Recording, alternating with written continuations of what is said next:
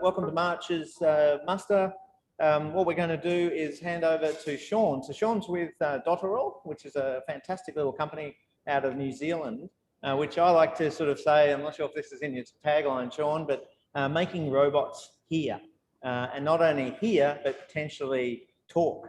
So giving robots a voice. So, because I think there's some real great opportunities, especially in the emergency services, and other applications as we get more robotics working with people and in our communities. I think this is going to be a great growing area. So with that, I'll hand over to yourself, Sean. Take us away. Fantastic. Hey, thanks so much for having me. Yeah, so as Andrew said, I am Sean Edlin. I'm the CEO and one of the co-founders of Dotteral. And apologies I couldn't be there in person today. I can't wait for this Trans-Tasman bubble to open up. I'll just start with an introduction to Dotteral and what we do. So at Dotteral, we specialize in UAV acoustics. So everything to do with drone noise, that being both audio and noise reduction. While we do make a lot of drones ourselves, we're not drone manufacturers. We develop and commercialize acoustic technology such as sensors and propulsion systems that significantly enhance the capabilities of drone platforms. And it's therefore the company's vision to unlock the potential of drones by solving that noise problem. So I'm happy to later also take any questions that you may have on what we do on noise reduction and propulsion systems. But tonight or today, the focus is on what we call aerial audio. So here's the aftermath from Hurricane Dorian, where drones were used extensively in their recovery effort.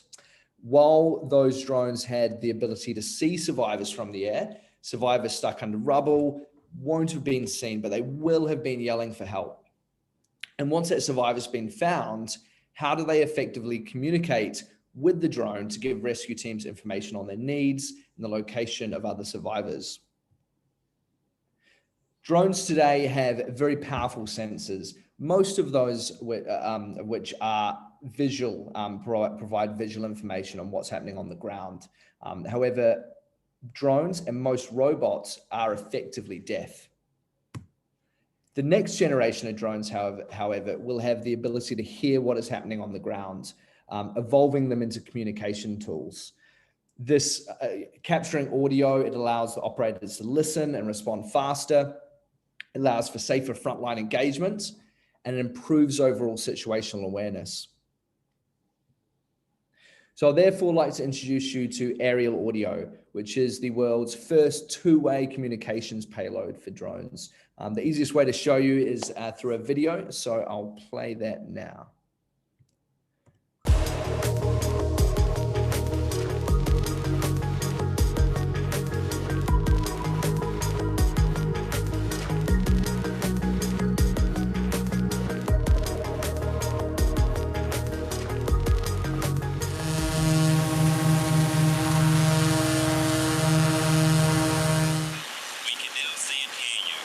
What I was just trying to say might have been a call for help, it might have been critical instructions, it could have even been a threat.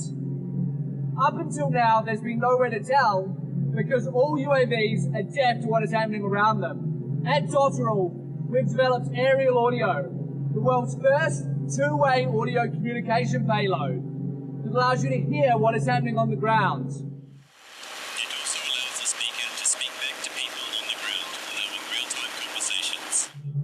Follow me. The aerial audio payload includes a first of its kind microphone array.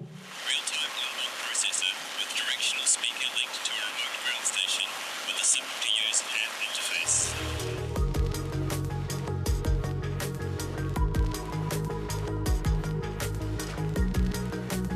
This technology will open up new applications for UAVs, such as locating and communicating with survivors in search and rescue, allowing real-time interviews from UAVs and cinematography, and providing greater situational awareness for operational teams, keeping people safe. Dotteral's aerial audio adds the missing sense to UAVs, allowing you to hear what you could previously only see.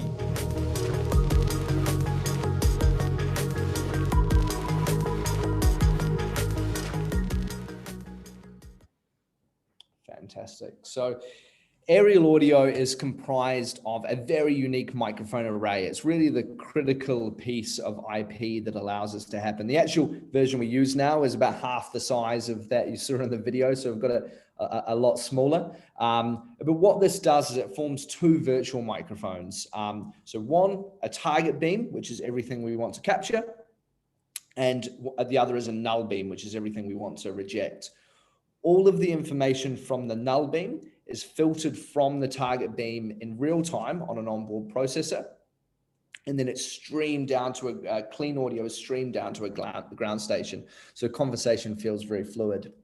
The current system, we can stream to a ground station located up to 10 kilometers away.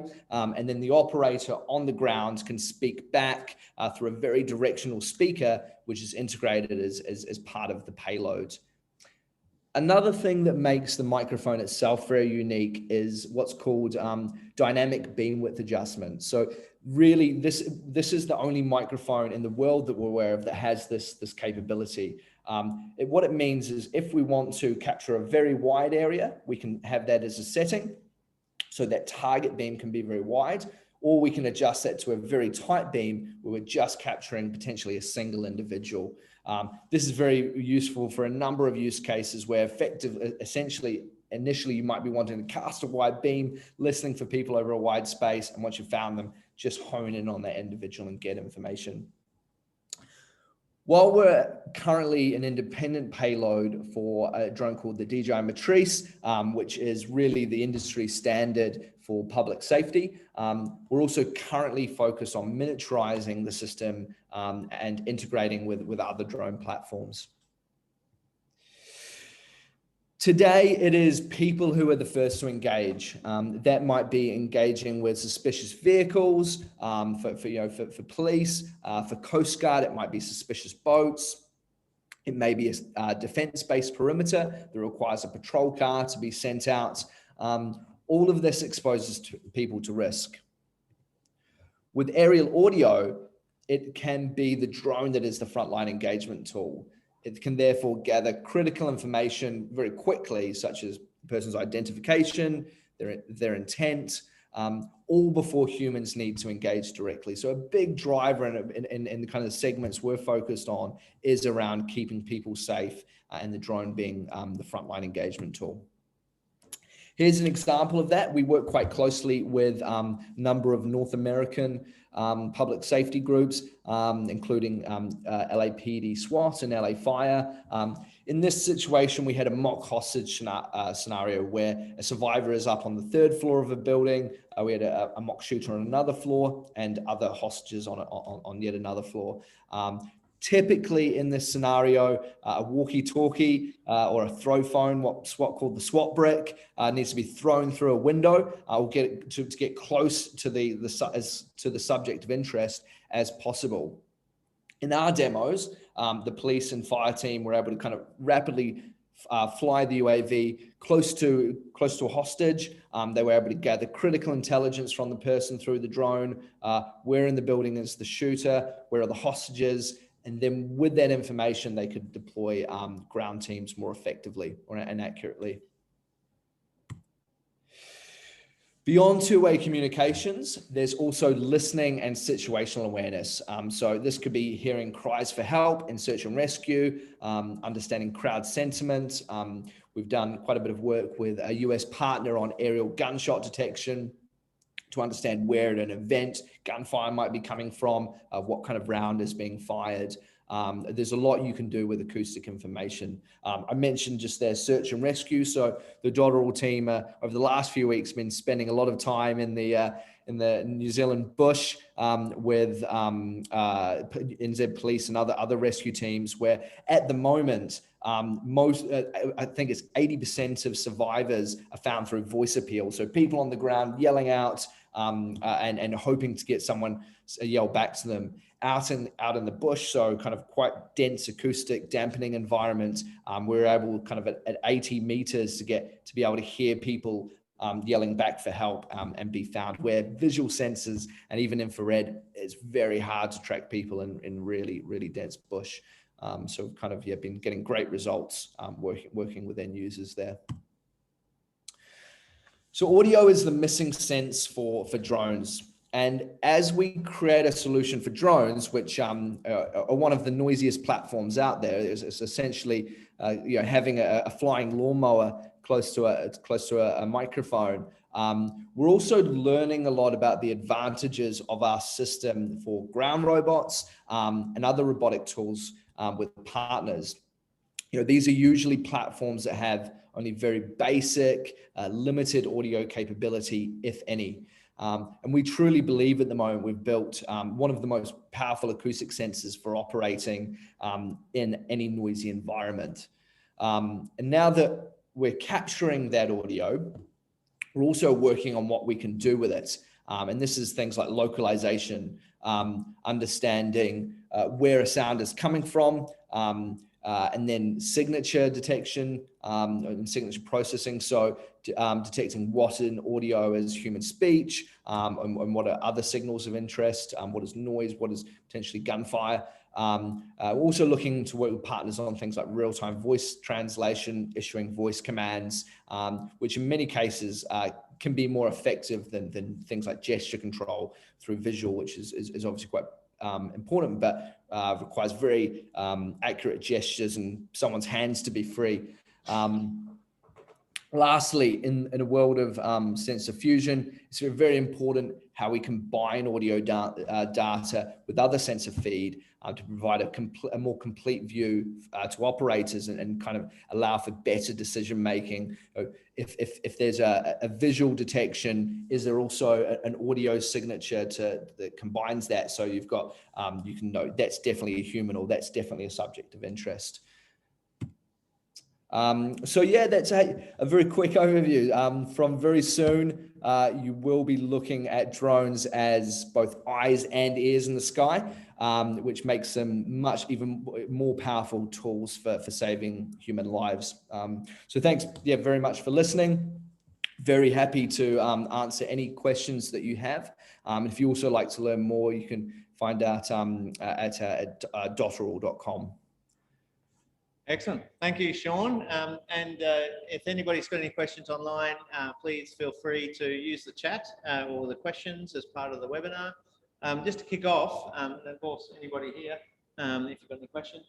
I've got a couple for you, Sean. One, and you heard me talk about just before around this ability to extend our remote experiences.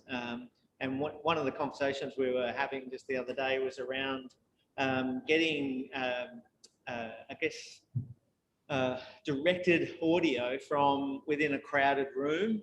So whether it's a presentation or a interactive event, and when there's questions being asked and you've got remote audiences, having, there's plenty of room scales, kind of automated systems, and even on in large sports arenas. But your technology could easily be adapted, right? Especially with that wide field of view and then honing in on exactly the person that's you want to get a comment from. That's a use case or a possibility, right? Absolutely, and I guess then even kind of the ability to essentially zoom the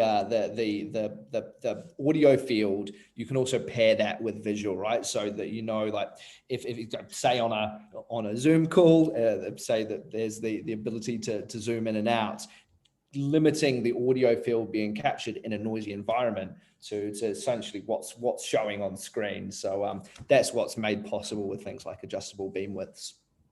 Cool, excellent. The other use case I also see is potentially, whenever you've got a spinning motor or something that moves, a piece of infrastructure or part of a large industrial complex, sound is often used as a way to hear whether or not you've got bearings starting to loosen or whatever the use case. So have you, as have you used your technology for that application yet?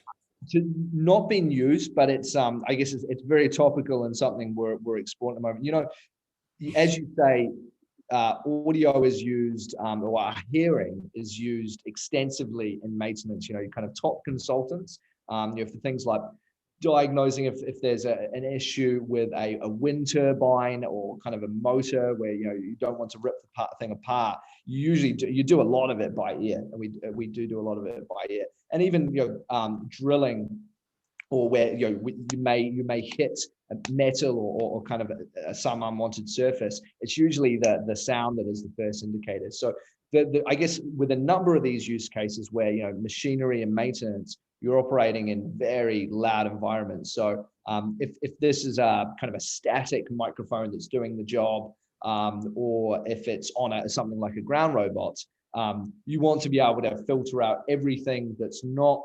the target noise, say on kind of a mining site or somewhere else, and just be able to hone the audio sphere to what you listen to, which might be kind of where drilling is occurring, or kind of or just on a motor. So absolutely, we see that as a use case.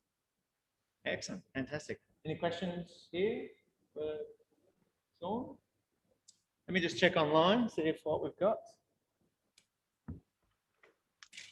Let's just see my top of my head.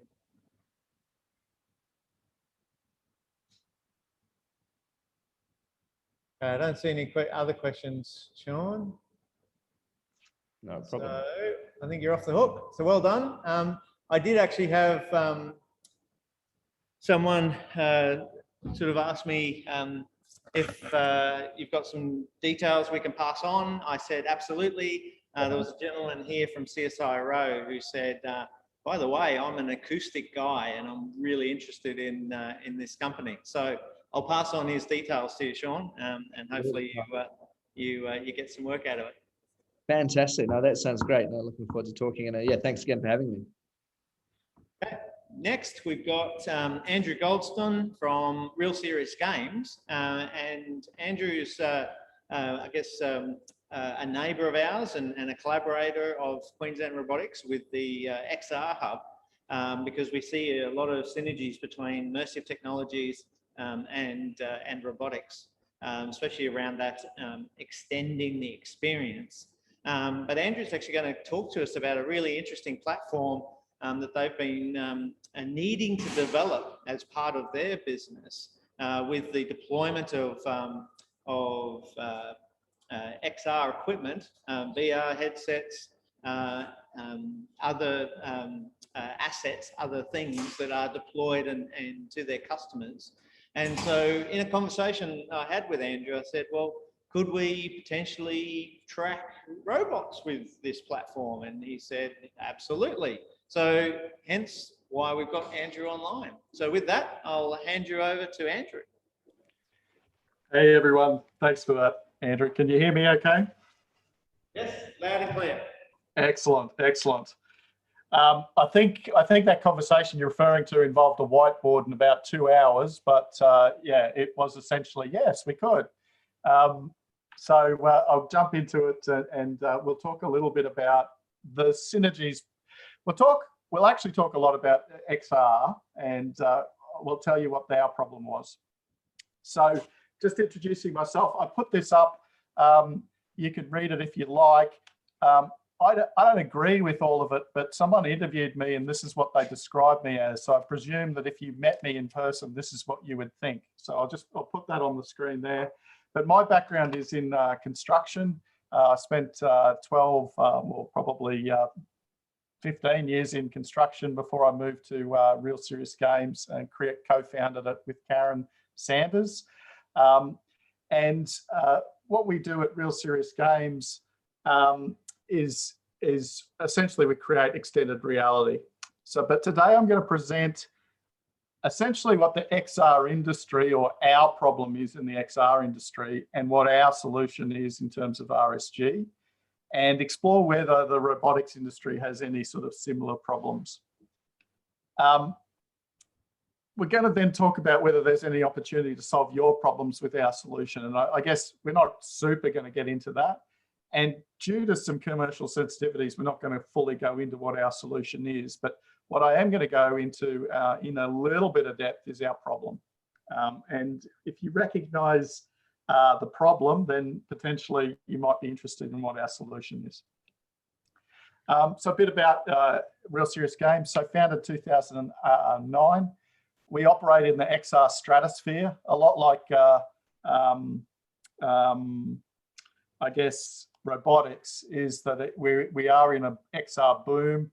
A lot of XR. We were worried at the start of COVID. We thought, oh, people mightn't get how XR can help, but they certainly do get extended reality and how work from home and etc. will work. So at the moment, we're running about 30 people, scaling based on need. So we started by creating virtual worlds from real world data using the games engines. So we would take data from all different sources, we would put it into a virtual world, and then we'd start populating that world with more data. So things like traffic simulations, smoke simulations, construction schedules, all of those would bring the worlds to life.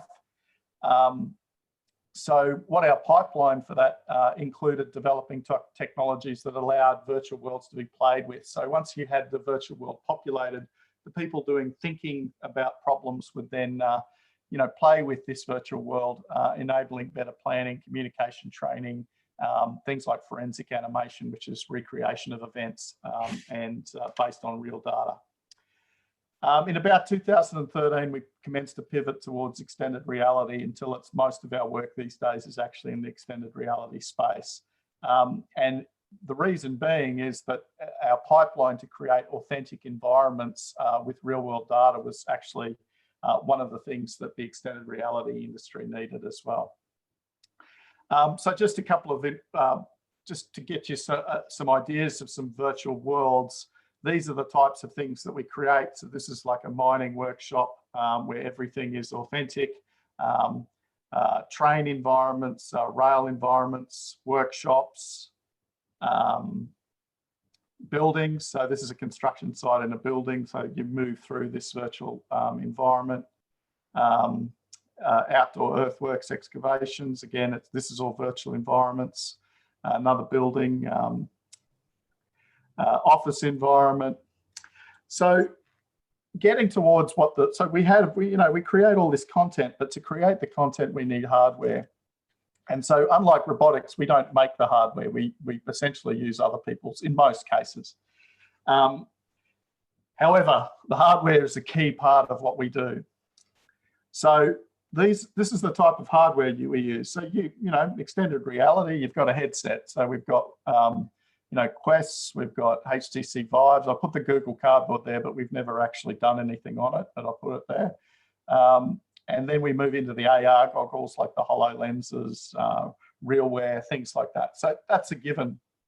But the other thing that virtual reality and extended reality do is give you access to peripherals that interact with the virtual environments.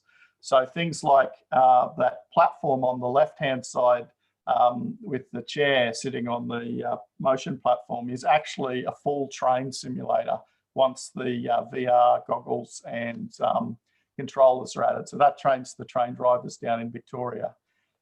You have things like the Cat VR Omni treadmill in the center, which allows you to move in any direction in a virtual space.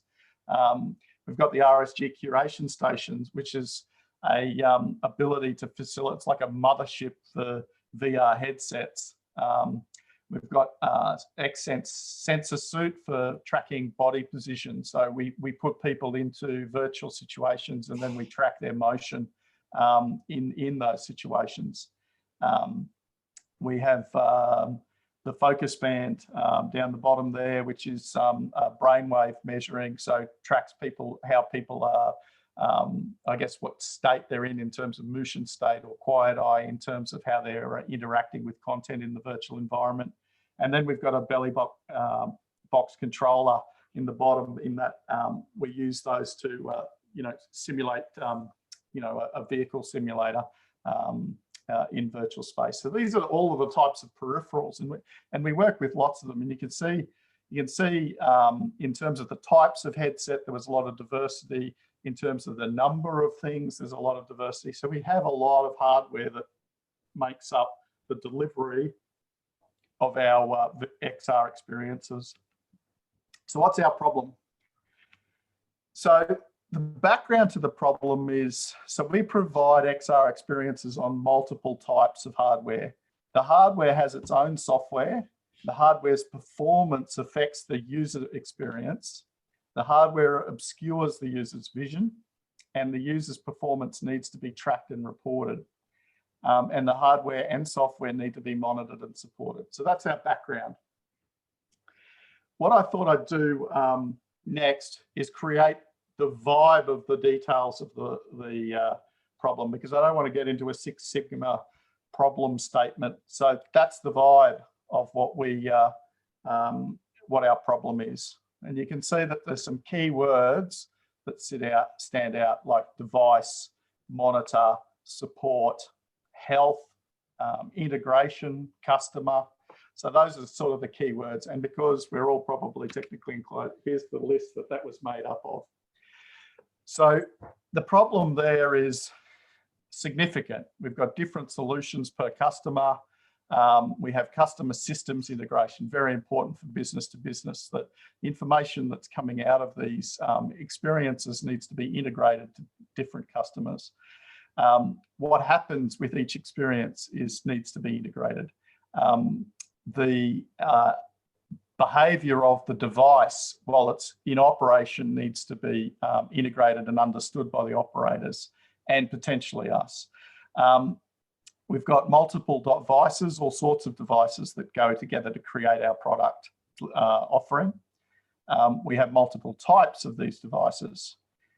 There's a rapid hardware evolution cycle, so the devices change. Like we imagine the HMD's life cycle is a year before we're swapping all of that out and then displaying our content on a totally different headset. We've got software updates. We have to support what happens during the experiences. So we have to create a way for the facilitator of the experience to understand what the person in the experience is actually going through at the time. We have to support the devices. We have to real-time monitor biometrics while people are in there, real-time monitor progress through an experience. We have to monitor the session as it occurs. We need the results data to be integrated into a system that the customer understands and can actually use. The users that we're dealing with have typically a low technical maturity because we're operating with a new type of technology. We find that the upskilling of the users, well, no one's used this type of thing before. So we have to deploy the devices. We've got multiple end users per device. So that's a key one as well. So we give them a device, but lots of people are going to use it, not just one. We have multiple operating systems that we've got to integrate with different devices. We've got multiple suppliers of the devices or the parts that make up our system. We've got to mix and match peripherals. The device has certain health as it's performing. The biggest thing we track with, for example, the headsets is heat and frame rate of the experience, also battery life, things like that. So it's got a full biometrics and health data stream. We've got the session data itself, customer support. We've got to support the users. We've got to support the experience. Even the people that are put in charge of running these systems typically have a low technical maturity. And we've got to make sure it all works. So that's the gist of what we're trying to do. So our solution to this is essentially our platform. So in the whole, if we were looking at XR training, for example, we have this whole process to develop the training experience. What we then do is deploy our training experience to our platform, and that platform can then distribute that to any of the devices that it wants. So in terms of the XR experience is able to be played on any of the devices, whether it be PC, iPad, Android device, all the different types of headsets, etc. And also the information is integrated to the cloud in terms of LMS reporting and commercial. So what our platform has is customer management, commissioning and support, device management, and session management. So if we look at customer management, all the product licensing, so license authentication, license use tracking, flexible license times, for example, per use, subscription, timed, concurrent devices, all sorts of different ways of measuring and tracking devices and use scenarios. It's device agnostic, and you'll see device agnostic at all levels in this. So the idea in it with our platform was always, because we have so many different device types, was to make it so it worked for all. So our design actually was device agnostic, and that was probably one of the key reasons why when we looked at use case for the robotics industry, it kind of worked as well. So we had the sales portal and customer portal as well. Commissioning and support was interesting because what we've done is we've actually used our XR experience to upgrade this, which really enhances hardware deployment. So we've got software remote assistance, of course, but device remote assistance as well. So for example, we have things like AR headsets that go with our solution. The customer then puts those AR headsets on and can integrate, talk to us about their device while we see what they're looking at. We have training and onboarding with XR, so via VR, via tablet, interactive tablet virtual worlds. We train people in the use of all of the system in the most effective way, because that's why we're actually in the business in the first place. So we're just practicing what we preach. And we also have the ability to do competency assessment remotely. So for example, one of our customers is deploying a remote controlled device to another country. The people are being trained in extended reality in that country because we can't get to there. And the person doing the assessment of their competency is remotely joining that virtual environment to observe and guide. So for example, the handover process for this could be, a week on site, monitoring them after an 8-hour training day. And that week on site, to convert that into a training course to replace the current system would be thousands of person hours to generate the new content, as opposed to jumping into extended reality, shared virtual presence, and doing it together. In the device management side, certainly software launching, device monitoring, so in terms of health status. And the device monitoring side is, I guess, by our a customized, device monitoring is based on device. Sensor management, sensor monitoring are all based on the device information that we're needing to track, like position, battery level, things like that. System integrating all of this into an easy to understand state for the manager on site. Device state tracking.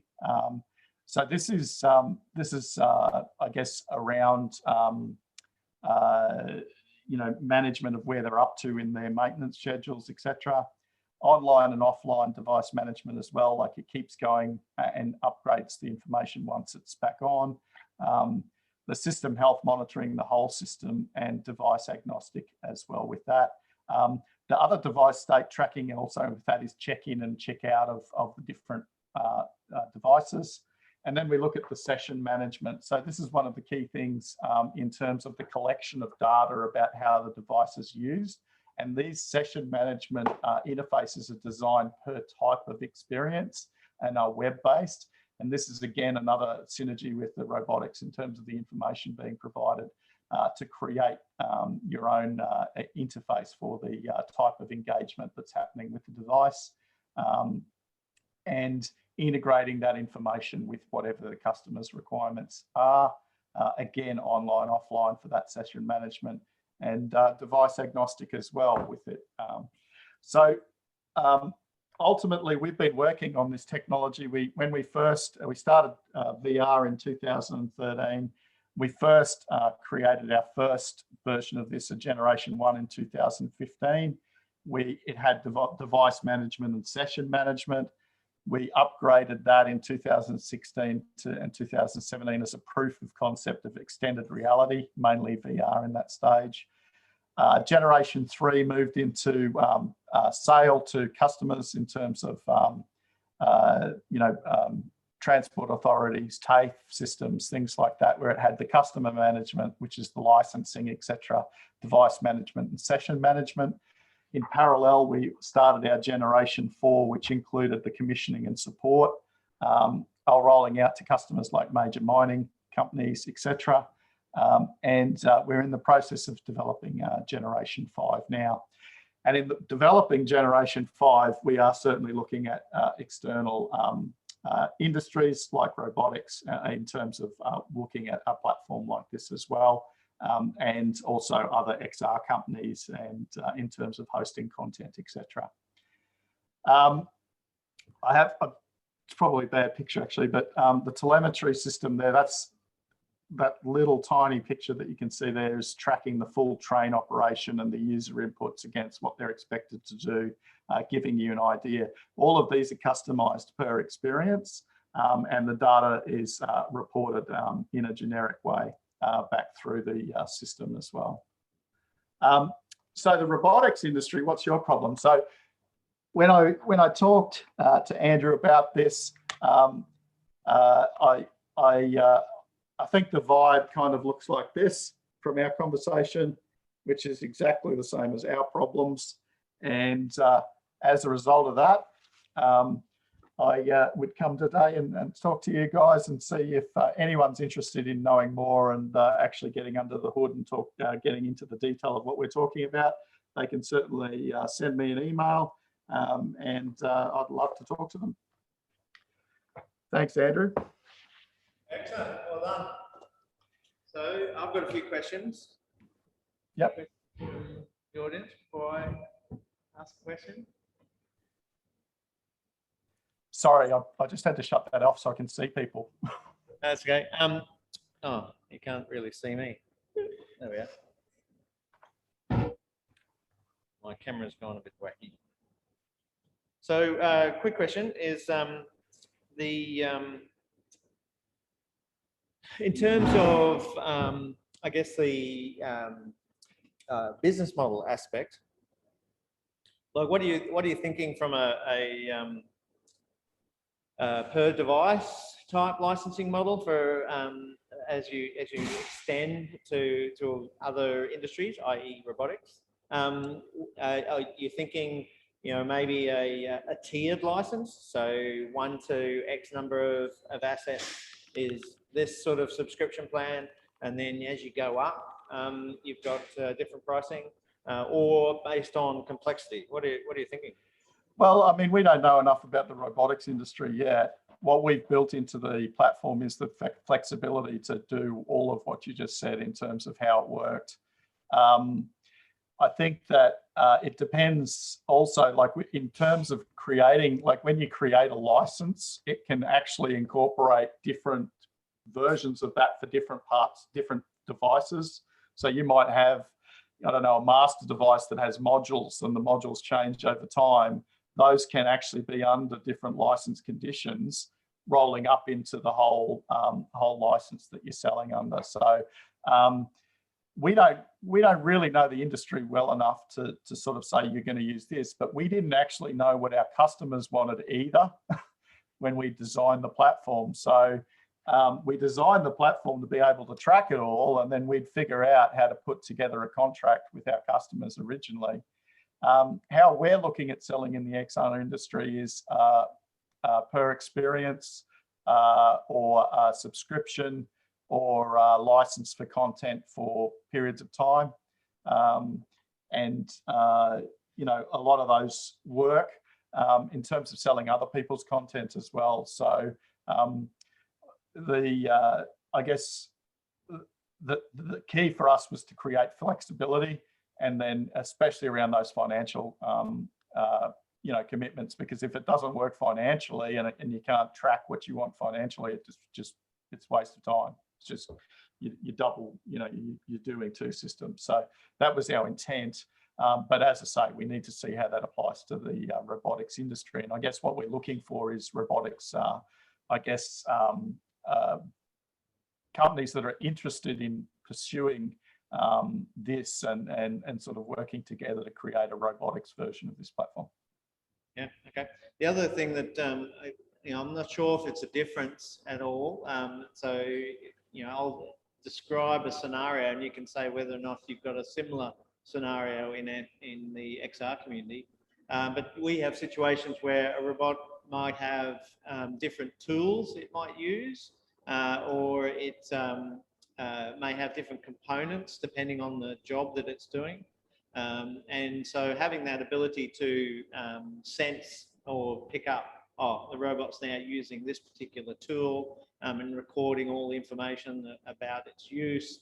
But like you said, if you've got different license conditions or different options on that tool, that auto, selection or auto tracking, is that something that you see with the XR? Or once you've got that experience, you've got that tied to a specific set of hardware, or is there levels of adaptability?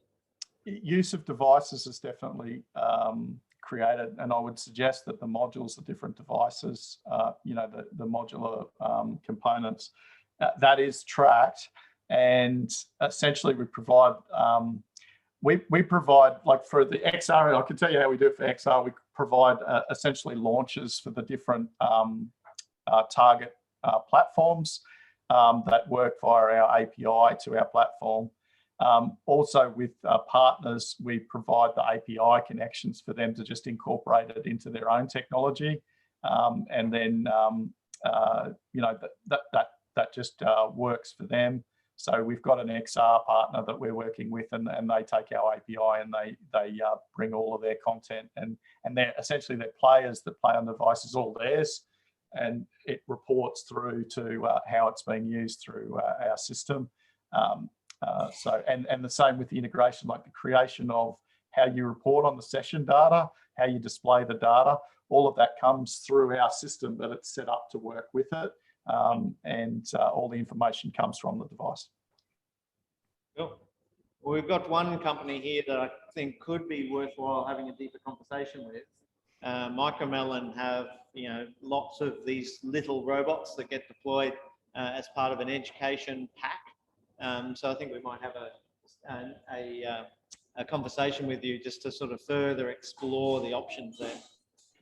Yeah, great. Sounds good. I'll just check if we've got any questions online. It looks like probably not. No. So again, if you're online and you've got a question, please ask away. Anybody in the audience? Andrew, anything? Okay. Well, thank you, Andrew. It's awesome. Thank you, Sean, for because I know you're ahead of us, so it's getting into dinner time. So really do appreciate having you online. No worries. Thanks for having me. Thanks, guys. Cheers. So just to wrap up, I guess I did want to sort of talk about a couple of key events that are coming up. So we have this weekend, a jam-packed weekend of World Science Fair. So we're actually having a series of demos here tomorrow. There's a bit of a music, AI, dance thing that's happening here. I'm not quite sure of the details, but it sounds pretty awesome. And then on Sunday, we've got a series of demonstrations and interactions involving the immersive technologies industry. So Andrew and a bunch of other people in the community. So there's going to be at least 3 demonstrations. Not demonstrations, they're actually full-on interactive sort of experiences. There may be a 4th, but there's definitely 3, and they'll be downstairs. There's also, we'll have the Amazon AI race car guys, and so you'll be able to interact with what are they called again? Yeah, they've got a name for it anyway, but it's the Amazon AWS's AI race cars. And then we have our friends from Micromelon with a couple of demonstrations. We've got Lyro from our pick and place robot will be on display. And we'll also have the QUT robotic arm interactive sort of demonstrator. And then lastly, we've got a couple of interactive events. So there's a robot making sort of a activity, making robots out of all sorts of different things. So that should be a lot of fun. And we actually got Michael Milford's robotic ute. So he's got a autonomous car with a whole bunch of sensors, and it's a really good demonstrator for what's possible. So that's this weekend. But then coming up in April is there's a few big events. So we've got two major defence events. We've got the Army Robotics Expo at the Convention Centre, and then we also have up in Townsville the at the same time. You would think that the Defence Force would get their act together, but anyway, they must be dividing and conquering, I guess. The event in Townsville is actually a Trusted Autonomous Systems Symposium. So there's going to be some expos on some capability that's being developed through that, and should be quite exciting. I think there's a pitch event of some new companies pitching ideas and a few other bits and pieces. Then going into later in the year, we've got World of Drones and Robots is going to be bigger and better than last year. So we've already started the planning of that. We're going to have hopefully, a large tank of water to demonstrate aquatic robots, both submarine and surface robots, as well as we'll have hopefully some bionics from Bionics Queensland, showing off some of the capability, and there's some super exciting developments there with, I guess, a augmentation of touch, a skin sensor for controlling robotics, some brain-computer interface demonstrations. So that's looking to be quite exciting. Plus, I'm hoping that we have actually a lot more robotics companies than we did last year on display. I'm also pushing for some areas of further areas of testing. So last year, for those of you who were there, we only had one area, and it was actually really close to the presentations. So any noisy robot, and Ivan, if you're online, you were one of the noisy ones. We actually got in trouble a few times. So I'm trying to have a couple of areas where we can have demonstrations and have more of them. And the other thing we're going to have is more interactive displays and showing off robots in motion. Because of those of you who came last year, there was a lot of static displays, nothing really moving.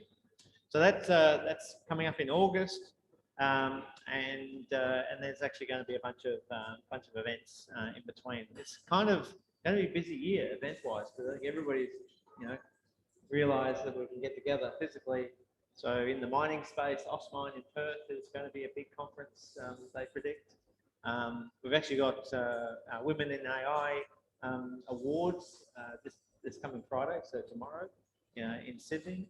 There's a couple of events happening in Sydney over the course of the next couple of months. There's talk of some further events in Melbourne, and we're going to have also a couple of demonstrator days and a couple of events all the way up the Queensland coast, all the way to Cairns. And finally, we've got our robo race, which is Cairns to Auckland, which is going to be in November. So anyway, I'll keep reminding and pushing out updates for that.